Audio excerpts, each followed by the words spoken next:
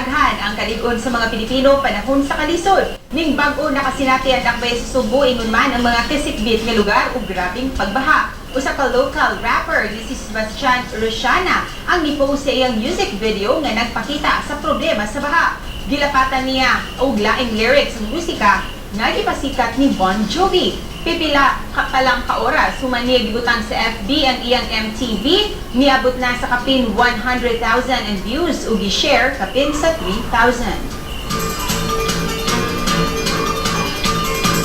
Lulok sa tubo, sulparong tani, mugamit ibig maayo.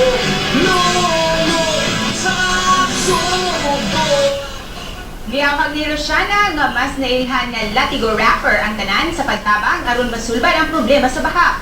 Ang material nga iyang gigamit sa MTV, iyang gi-compile gamit ang mga pictures ug video sa mga pagbaha nga nasinati ning baguhay lang.